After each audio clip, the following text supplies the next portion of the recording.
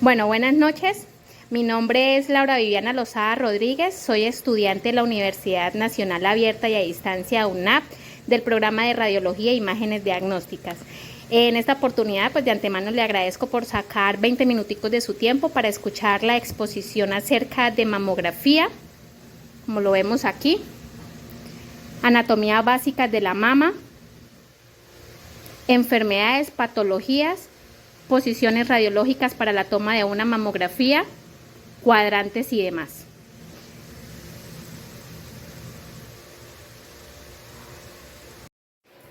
Bueno, tenemos como parte inicial de esa socialización acerca de las glándulas mamarias, tenemos la anatomía básica de las mamas. La mama está compuesta básicamente por tres tipos de tejidos. Encontramos el tejido glandular, que es el encargado de producir la leche materna. Tenemos posteriormente el tejido conectivo, que es como el que dice sus propias palabras, conecta los conductos lobulares.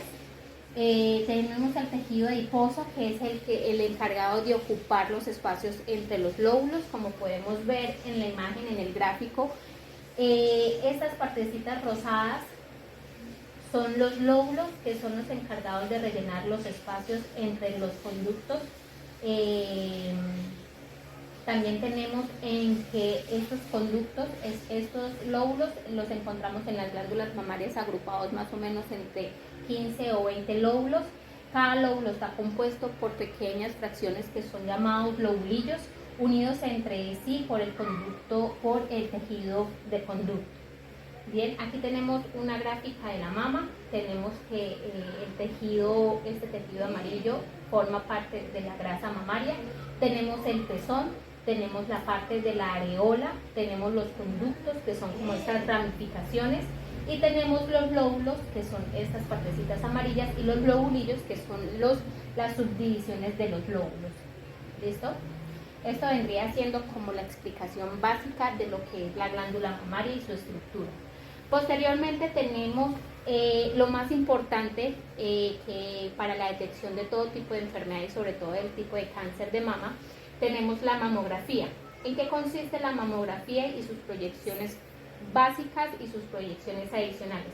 Tenemos que una mamografía es una imagen del seno tomado por medio de un rayos X, de un estudio de rayos X, en los cuales los médicos usan este tipo de mamografías para detectar signos de malignidad o de cáncer de mama desde sus etapas iniciales.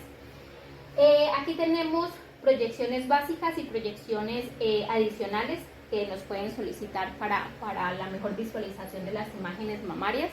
Tenemos el normal, el caudal, que es frente al equipo, frontal, el cual se acomoda la mama de la manera que se posiciona el paciente derecho, acomodando el seno frontal. Posteriormente tenemos el oblicuo medio lateral, el cual se posiciona un poquito el paciente un poco más, como dice la palabra oblicuo, tratando de, como se dice coloquialmente, agarrar un poco más tejido blando o tejido de la parte axilar.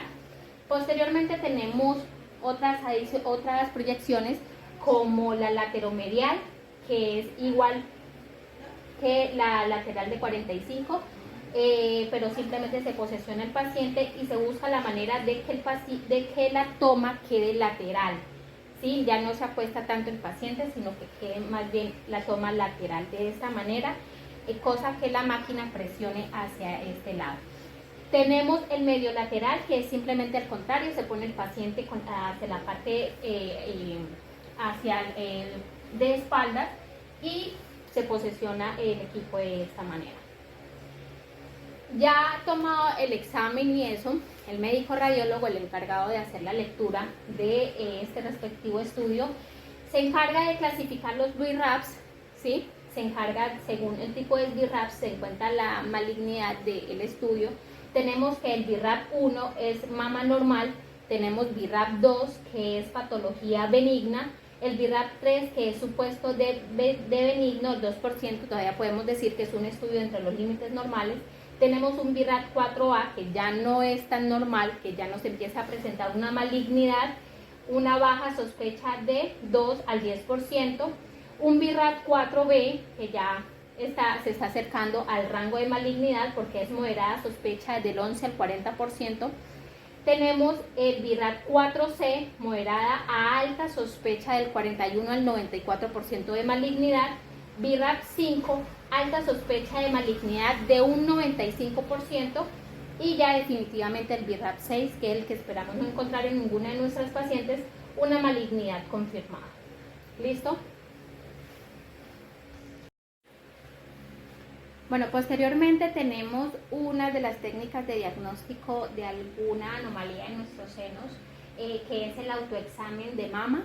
Esta técnica es demasiado importante porque es el primer indicio que nos da el paciente, que le da el paciente al médico para poder empezar un control de sus glándulas mamarias.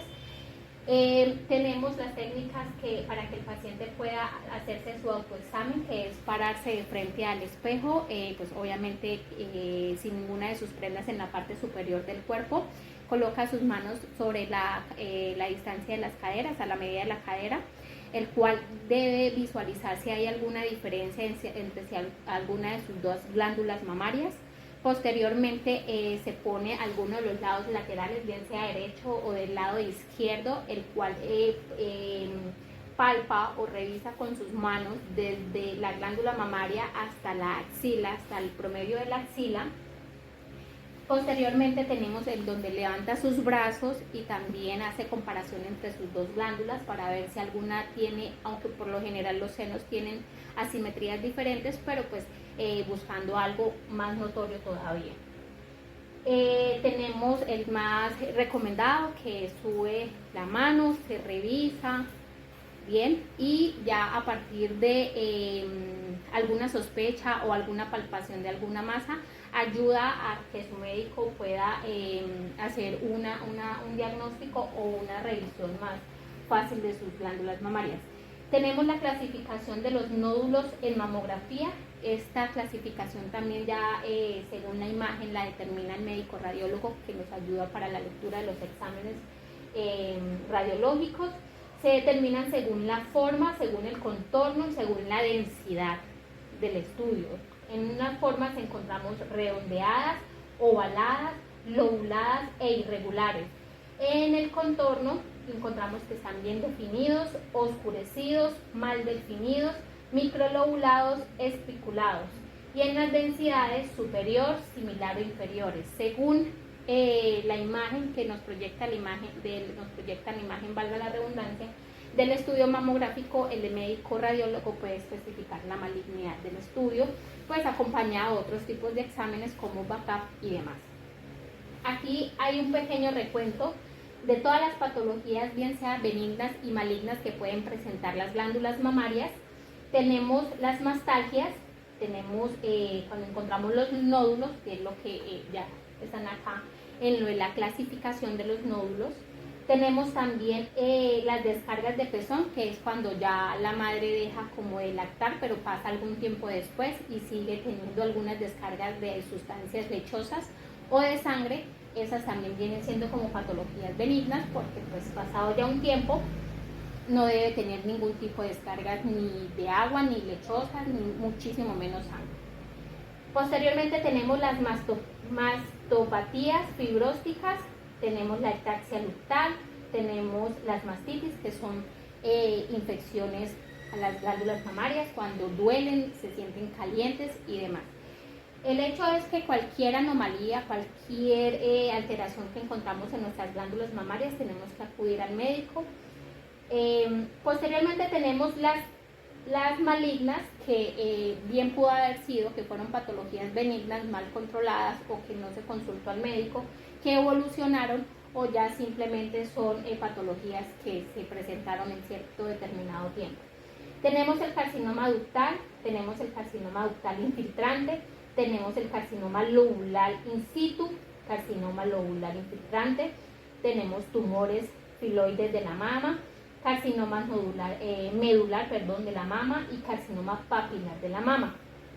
Pues todo este tipo de enfermedades también dependen de algunas patologías, de algunas epidemiologías, factores de riesgos y demás, como pues historial de la mama. Nosotros sabemos que según el historial familiar tenemos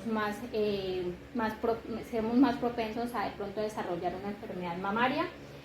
Antecedentes de patología benignas, como les decía, pues si quizás presentamos algún tipo de infección mamaria con anterioridad, pues también hay que consultarle al médico y referírselo al médico a la hora de la consulta. La edad de la paciente en cierto punto es muy importante también. Nuligesta es si no ha tenido hijos, también es un factor de riesgo. Si el embarazo se presenta después de los 30 años de edad. No lactancia materna, es muy importante promover y ayudar a la lactancia materna. Obesidad en la paciente o sedentarismo, consumo excesivo de alcohol y demás sustancias. ¿Listo? Posteriormente tenemos preguntas muy frecuentes que aquí nosotros le podemos ayudar a solucionar, que nos dicen que con qué frecuencias deben las mujeres hacerse en exámenes de seno. El autoexamen todos los días. Lo ideal es que la paciente en sus horas de baño, cuando se está cambiando, con cremitas y demás, palpe sus senos y nos ayude para la detección temprana de alguna anomalía de los senos. Bien. Si ya es mamografías, pues por lo general cada 2 años. Ecografías, pues cuando el médico se los envíe, porque la ecografía y la mamografía van de la mano, aunque ninguna de las dos se reemplazan. Bien. ¿Es dolorosa la mamografía? No. La mamografía no debe ser dolorosa, tomada con una buena técnica, con unos buenos equipos. No debe ser dolorosa, ni incomodar a la paciente, ni nada por el estilo. ¿Quién interpreta los resultados de una mamografía? Los resultados de una mamografía son únicamente interpretados por el médico radiólogo. Quienes deben ser los encargados de dar un diagnóstico médico de una mamografía es el médico radiólogo. Bien. ¿La mamografía plantea riesgos? No. El estudio mamográfico, a pesar de tener radiación ionizante, no nos representa ningún peligro porque el paciente no se lo va a realizar con constante frecuencia. Por eso se le determina entre 2 años o 1 según la patología médica al cual está siendo verificado. Bien, ¿qué sucede si la mamografía parece sospechosa? Se la pasan a su médico tratante, el médico radiólogo la lee, pasa a su médico tratante le dirá qué examen de urgencias o según como el criterio médico, qué otro examen pasa a seguir, bien, pero una vez entraría a su control médico. Solo los profesionales de la salud femenina deben realizar mamografías. Por lo general y para la comodidad de la paciente femenina, lo ideal es que sea manipulado sus senos por otra mujer, pero pues ya en otros hospitales o centros clínicos hay profesionales masculinos que con toda la ética profesional pueden atenderla, pero pues por preferencia de las mujeres son solo femeninas. ¿Cómo me debo preparar para la realización de una mamografía? La realización de una mamografía no requiere dieta con anterioridad ni nada por el estilo, simplemente no echarse talcos, desodorantes, porque pues necesitamos de pronto estudios adicionales que pueden ser molestos para el paciente. ¿A partir de qué edad puedo realizarme la mamografía? La mamografía está diagnosticada para pacientes después de los 40, 45 y 50 años, ¿sí? Aunque hemos visto pacientes de 30 y 28 años que por patologías muy serias ya tienen que empezar un control mamográfico. ¿Bien? Bueno, aquí posteriormente tenemos esas 2 glándulas mamarias que realicé para hacer una explicación acerca de los cuadrantes, que son 2 líneas imaginarias que se trazan, que se realizan a nivel del pezón, líneas transversales imaginarias para poder localizar la parte del cuadrante superior externo, CSE, la parte superior interna, CSI, el cuadrante inferior externo, CIC, y la parte del cuadrante inferior interno, CI. ¿Listo? Así vendríamos haciendo la localización de los cuadrantes para la toma de los exámenes, para la ubicación de las patologías, de las imágenes y demás. Siendo esto todo por el momento, muchísimas gracias por su participación, por acompañarme en la socialización de las glándulas mamarias, de sus patologías y demás.